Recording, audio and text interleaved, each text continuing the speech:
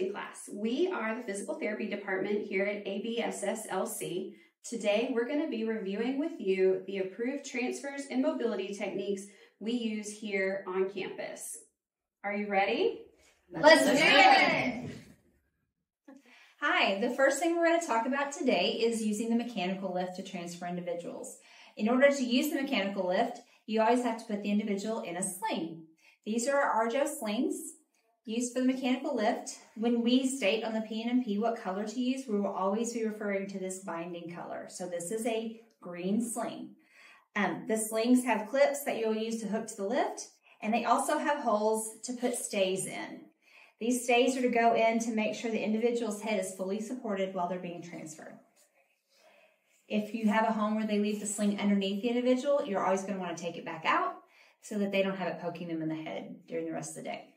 In addition to this type of sling, we also have an all-day sling, which is black in color but still has that blue color that tells you this is a blue all-day sling. And finally, if you're using someone that we have issue bathing and you're allowed to leave the sling under them in the bathtub, we have what we call our mesh slings. Again, these are sized, so this is a blue mesh bathing sling. If you're in a pinch, you can also use them if all the other slings on the home are soiled or you don't have one. When you wash these slings, then they will become soiled. You need to make sure you wash them in the home. Please do not send them to central laundry. Do not put them in the dryer. They're going to line dry in your bathroom or in a storage facility or wherever your home designates. If you send them to the dryer, they'll turn out as very expensive handkerchiefs, so we'd appreciate if you don't do that. One more thing. Prior to putting the sling underneath the individual, please ensure you check for any tears or rips in the material. These could be dangerous and could actually result in a fall or injuries to our individuals. Thanks. Let's go on. This is our Arjo Maxi Move. It's our mechanical lift we use on campus. It will lift up to 500 pounds and will actually go all the way down to the floor. In fact, if someone falls out of the bed, using a lift to get them up is actually the safest method to do that and what we recommend. When you're looking at the Arjo Maxi Move, it has buttons to operate it here and also on the remote. You've got up and down. You have the individual can lay back or sit up, that's there. And then the legs on the lift will actually expand and close so you can go around bulky wheelchairs or other items that are in your way. This is the battery right here. To remove it, if it goes low, you're gonna push the button, pull it straight out.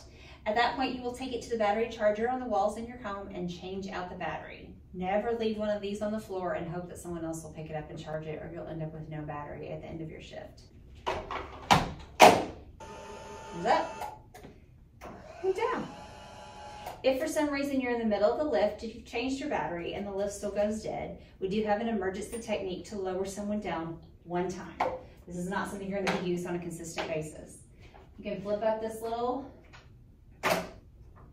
Once you pull the pin, you're going to crank this, it's going to go down. Obviously, you need to be over the person's bed or the wheelchair to make sure they're safe. You don't want to lower them to the floor. And once that's done, you're going to need to call maintenance and reset the lift because it won't be usable for the rest of your shift until maintenance comes. The lift does have brakes. It's going to function like most of the other brakes you'll see in equipment out here. They're stuck. That's locked. And then you just click here at the top to unlock. As we stated before, the legs will open and close. So you can see you have room to go around a wider wheelchair. To show the up and sitting up, and this is the laying down position right here. If we want to sit someone up, this sling is attached to this yoke and it's going to help put them in a sitting position ready to go to a wheelchair. I think that covers the mechanical lift. We'll move on and show you how to actually use it. Now we're going to review use of a mechanical lift with 2 staff assisting the individual. First, staff will inform the person that he or she is going to be transferred using the mechanical lift, and then they will communicate with their partner the specific roles. Okay, hey Jen, we're going to get up in your wheelchair so we can go eat lunch, okay? Okay. Kelly, I'm going to roll her towards me so you can put the sling underneath her. The first staff will reach across the individual, placing one hand on the shoulder blade and the other on the individual's hip, and roll the individual towards them. 1, 2, 3. The partner will place the sling lengthwise along the back of the individual, ensuring their bottom is covered and the stays are on each side of the head. Use care to make sure the clips are flat and the individual will not roll on top of them. Gently roll the person onto their back Now the second staff will use the same hand placement of shoulder blade and hip and roll the individual toward them. 1, 2, 3. Ensure the sling is open and flat underneath. Okay. 1, 2, 3. Now we're going to place the legs of the sling underneath the individual's legs. Using a flat hand, bend the individual's leg up, supported, and pull the sling underneath their thigh. Now the first staff is going to move the lift over the individual being moved.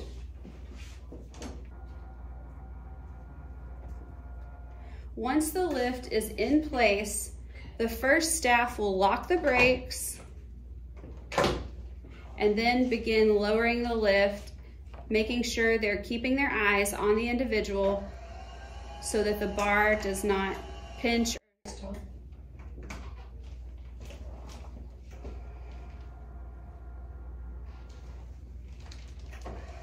The clips are attached to the mechanical lift at the leg and at the head. One staff will place their hand on the leg clips and support the head and upper neck, while the first staff raises the individual up using the remote. Going up.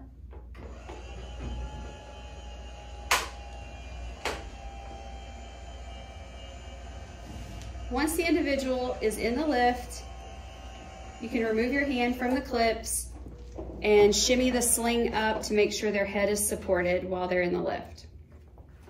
Now we're going to unlock the mechanical lift. While you're pulling it off the bed, you're going to make sure that the feet are not tangled in blankets and that their body is not drug across the mattress. Now we'll move towards the wheelchair with the individual in the lift. As you're moving towards the wheelchair, line your individual up so that you can approach and place them in their chair.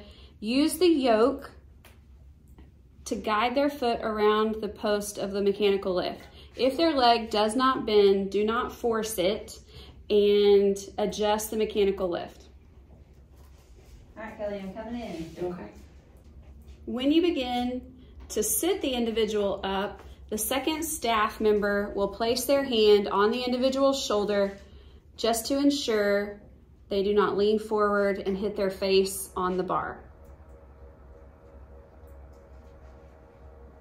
Right there. Lock the brakes before lowering the mechanical lift.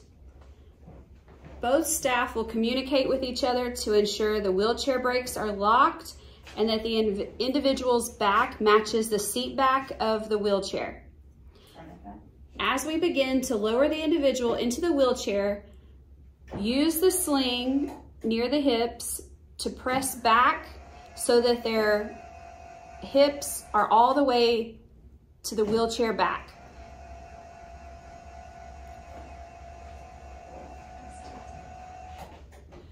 Once the individual is all the way down into the wheelchair, you can stop pressing back and begin removing the clips from the mechanical lift. The second staff stays with the individual, keeping them safe and preventing the mechanical lift from accidentally bumping them. The first staff unlocks the brakes, rolls the lift away, and will begin removing the sling. The first staff stands in front of the individual, blocking their feet, and will lift one thigh up while pulling the sling back all the way past their gluteal area. Repeat it on the opposite side. Then lean the individual forward using their shoulder blades. And the second staff will remove the sling from the wheelchair. Now the pelvic belt will be fastened before you walk away from the individual.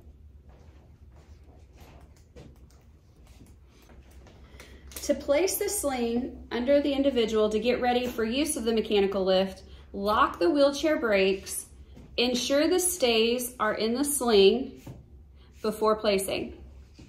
One staff will lean the individual forward, blocking their feet. Lean forward, Jen. 1, 2, 3. The second staff will place the sling behind the individual, pulling it down past their bottom.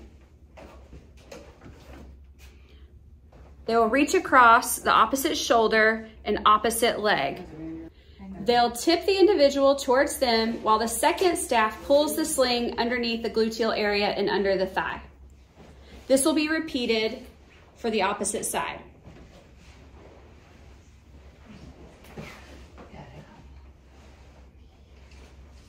Once the sling is underneath the individual, one staff can bring the mechanical lift closer and begin attaching the clips. Good. Locking the brakes before beginning using the lift.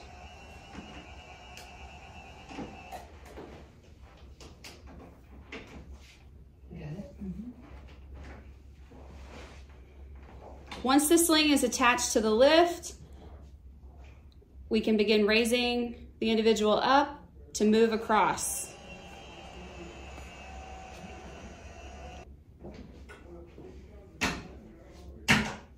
Going back to bed. When rotating the individual in the sling, make sure to use the yoke and guide their foot around the pole.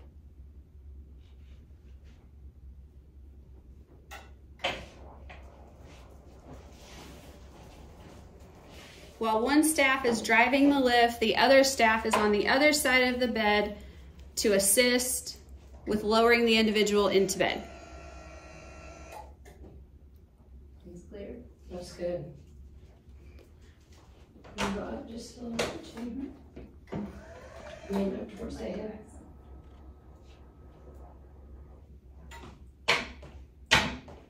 You can use the mechanical lift to make sure you have good placement in the bed prior to lowering the individual down.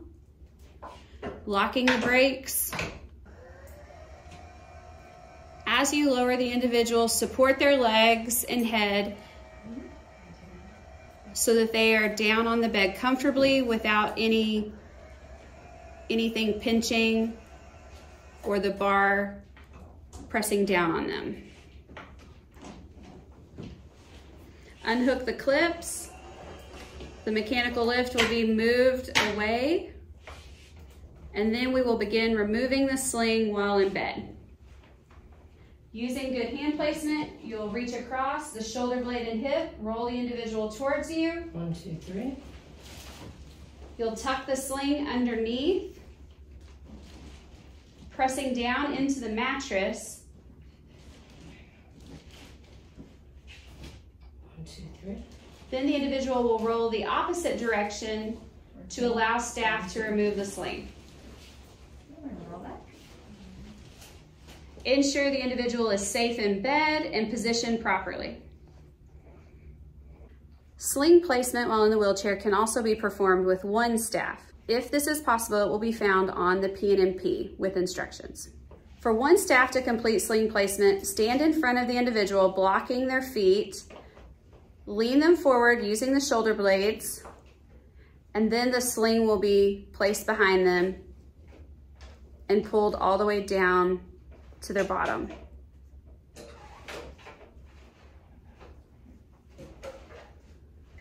Once this is done, lean the individual back, stand to the side, reach across their body, grabbing the opposite shoulder blade and thigh, tip the individual towards you while holding the sling and pull it underneath. Step to the other side and complete it again.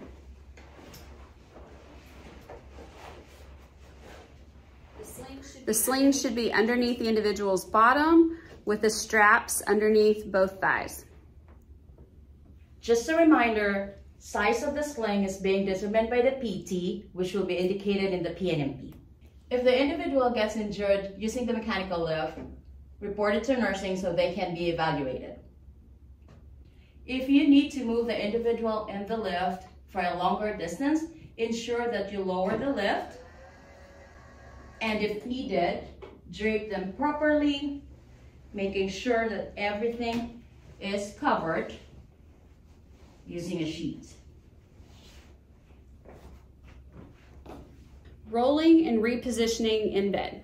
When you're prepared to reposition someone in bed, ensure that their head of bed is elevated appropriately as stated on the PNMP. Then begin preparing the draw sheet, which is a flat sheet folded into fourths.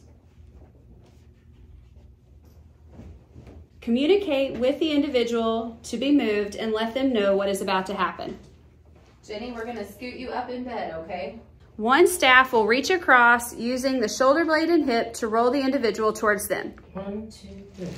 The second staff will place the draw sheet in the trunk area of the individual, ensuring that their bottom half of the trunk is placed on the draw sheet. Roll half of the draw sheet and tuck it underneath the individual while they're laying on their side. Then roll the individual onto their back. Okay. Allow the second staff to roll the individual towards them using the same hand placement. 1, 2, 3. And unroll the draw sheet on the other side. Roll the individual onto their back and now prepare to scoot the individual up in bed. Roll the draw sheet up, place your knuckles down towards the mattress in a punching position. Open your legs into a squat, preparing to use your legs to lift and slide the individual up in bed. Ready? 1, 2, 3. Once the individual is in position, you can roll them again using the draw sheet if needed instead of hand placement on their body. Jenny, we're gonna roll on 3. 1, 2, 3. Pulling on the draw sheet and then supporting the trunk while doing whatever task is needed. This can be done to roll the individual towards you or away from you.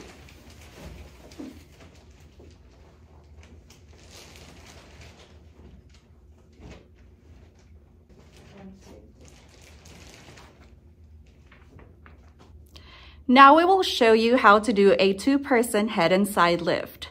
For this type of lift, you will see it on the PNMP listed as an emergency head and side lift or an emergency 2-person head and side lift. First, you have to communicate with the individual to be moved and with each other.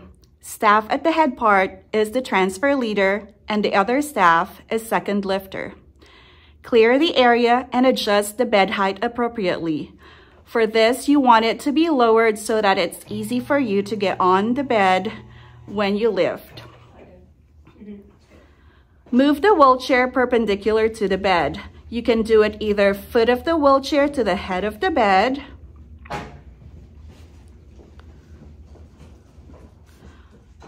or the head of the wheelchair to the foot of the bed. Make sure that you lock the wheelchair brakes. Both staff will be positioned on the side of the bed close to the target seat. Move the individual's arm closest to you away from his body and place the other arm across his abdomen. The transfer leader will then place one hand over the shoulder blade and the other hand over the hip. Second lifter will place one hand on the hip next to the transfer leader's hand and the other on the individual's mid-calf. And then they will both roll the individual to his side. 1, 2, 3. When the individual is lying on his side, transfer leader will support the individual's head and neck with one arm while keeping the other hand over the individual's top hip. The second lifter will place one hand on the back of both calves and shift the other hand to the front of the bottom hip. Communicate to move the individual to sitting position and ensure that the hips are stabilized to prevent the individual from sliding out of the bed. You go to sitting on 3. 1, 2, 3.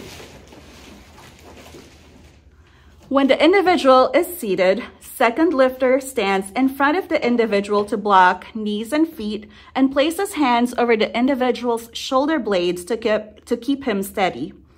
The transfer leader then moves behind the individual, one leg on the bed while keeping the other on the floor. Transfer leader then wraps arms around the upper trunk, securing the individual's forearms. Keep chest to back contact. When the transfer leader is in position, second lifter moves to the same side as the transfer leader and places bottom hand under the individual's thighs. The other hand will rest over the hip closer to staff. Initiate the transfer on the count of 3. Transfer leader lifts person by squeezing forearms against the person's upper trunk and gently move to keep both feet on the floor. The second lifter places hands on their buttocks to provide support. Communicate while walking to the target surface. Lower to the transfer surface by squatting. Ensure hand is removed from the buttocks as the individual is lowered. Second lifter rolls arm under the legs to avoid friction from pulling arm. Second lifter then moves in front of the individual, blocking the knees and feet and leaning the individual toward her using the shoulder blades as points of contact. Transfer leader can unwrap arms from the individual, and then the pelvic positioning belt can be buckled.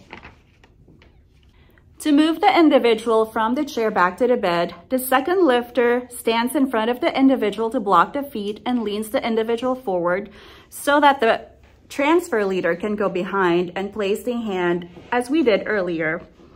The second lifter goes to the same side as the transfer leader and places the arm under the thighs for support. The other hand goes by the hips so that when the lift is initiated, that arm can go under the buttocks for support. 1, 2, 3. Communicate as you're moving toward the bed. Ensure that you place the individual in the middle of the bed to avoid repositioning once the individual is laying down. Ensure that the arm is placed out of the buttocks.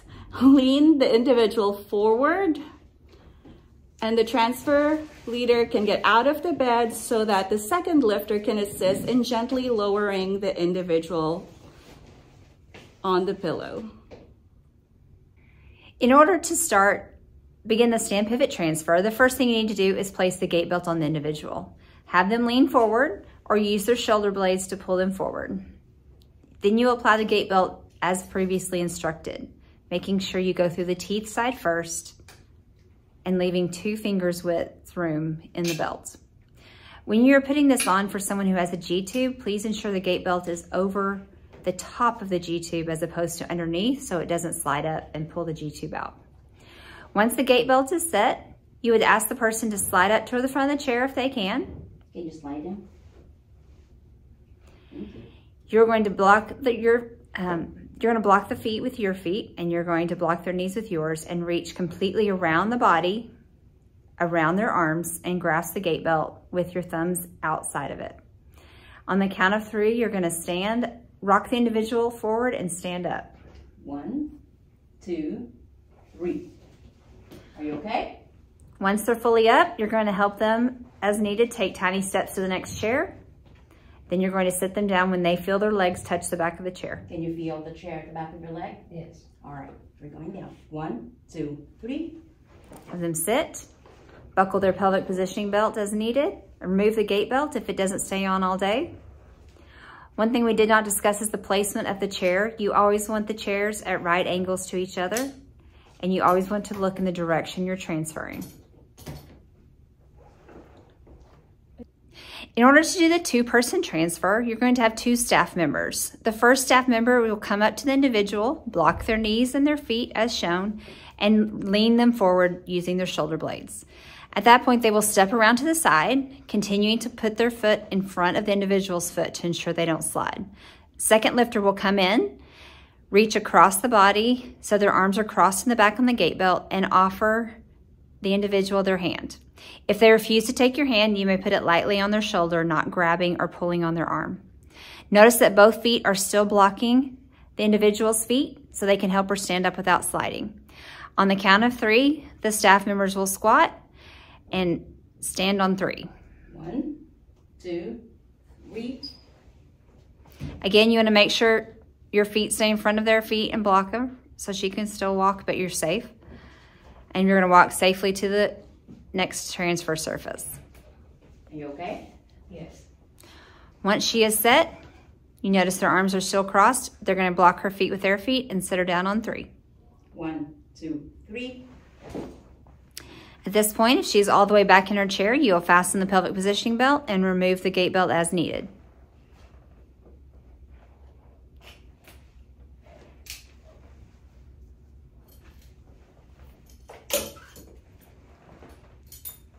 If you notice here, this is a demonstration of how your arms should be crossed in the back during a two-person stand pivot transfer.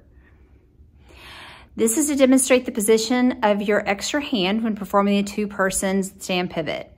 If you note that Lane on the left has a flat palm, she's not allowing Kelly to grab her thumb or squeezing Kelly's hand with her hand, which could look like a restraint. Her hand's flat and Kelly puts her hand on top of it.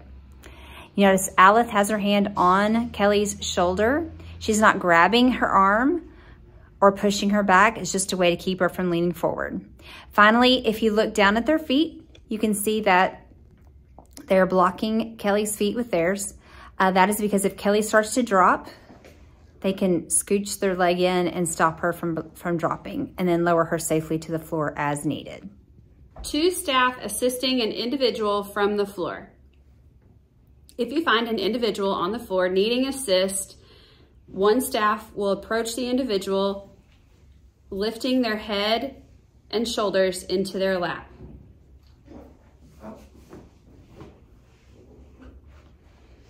Then a second staff can be called to come in and help. The first staff will help assist the individual into sitting by pressing on their shoulder blades into a sitting position. The second staff will ask the individual to bend their legs. Are you able to bend your leg? Maybe this one. Okay. If they are unable, assist them with bending their leg up. Now each staff member will approach the individual from the side, holding on to the gait belt in the back, crossing their arms, and then offering their hand for assist in the front. If possible, they will use their front leg to block the individual's foot in preparation to rock them up into standing. If that is not possible, a third staff member can be used to block the individual's feet.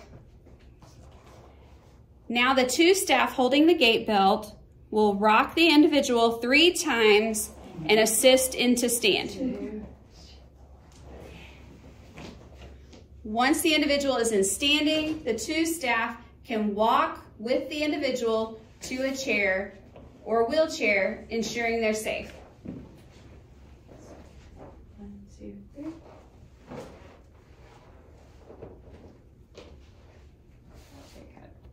3.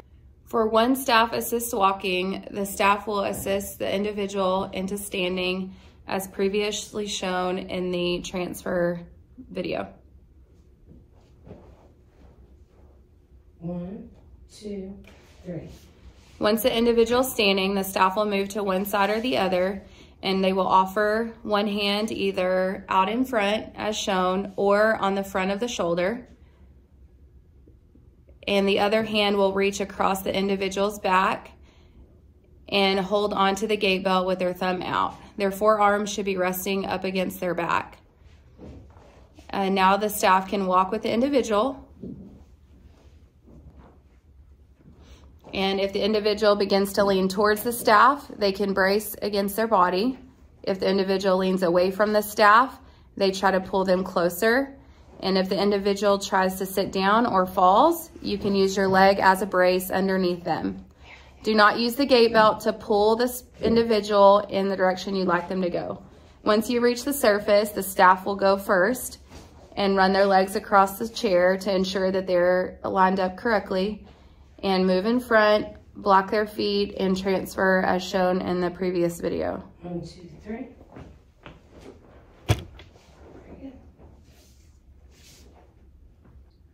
For 2 staff assist walking, 2 staff will stand on either side of the individual and block their foot with one hand.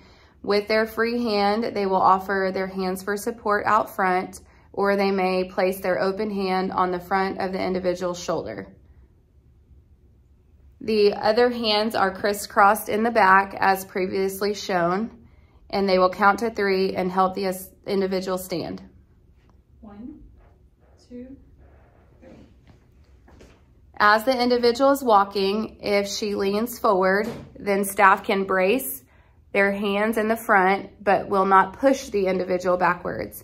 If the individual goes to the left, again, just brace yourself and hold with your body.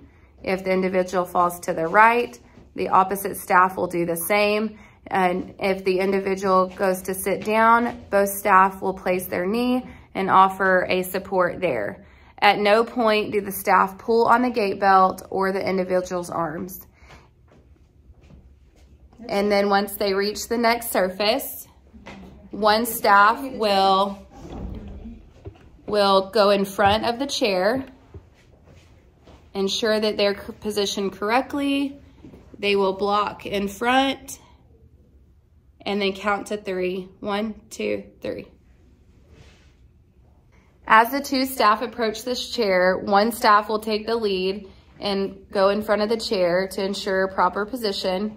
Once in front of the chair, each staff will block the individual's feet with one of their feet, and they will count to 3 and sit down. 1, 2, 3. Ensure their pelvic positioning belt is buckled if necessary, and the transfer is complete. One staff repositioning. Staff will approach the individual, assisting them with getting their feet on the ground and underneath them. Standing in front, lean the individual forward using their shoulder blades. 1, 2, 3. Once they are up on the edge of the chair, staff steps to the side, places their hand around the shoulder, down their back, one hand under the thigh. They will flex their leg up, tip the individual toward them, lifting their bottom off the seat and swiveling towards the back of the chair. Set the individual down, walking in front of the individual with one hand remaining on them. Repeat the process, tipping the individual to the side and swiveling back again. Repeat this as many times as needed until the individual is to the back of the chair. Before stepping away, ensure if there's a pelvic belt that it's fastened. Two-person repositioning. Two staff will approach the individual with one staff coming in front of the individual and assisting with their legs, ensuring that they're on the ground and in good position. Same staff will lean the individual forward using their shoulder blades. This will allow the second staff to come behind the individual, holding at the trunk, using their hands to secure their forearms and off to the side where their chest can make contact with the individual's back. Once they are in position, the first staff will squat and place their front arm underneath the thighs, and their back hand will be on the front of the pelvis to begin pushing towards the back of the chair. On the count of 3, with the person in the back leading, they will lift and scoot the individual back. 1, 2, 3. Once the individual is back in the chair, the first staff will roll their hand out and come to the front to lean the individual forward so that the second staff may step away. Before walking away, ensure the pelvic belt is secure.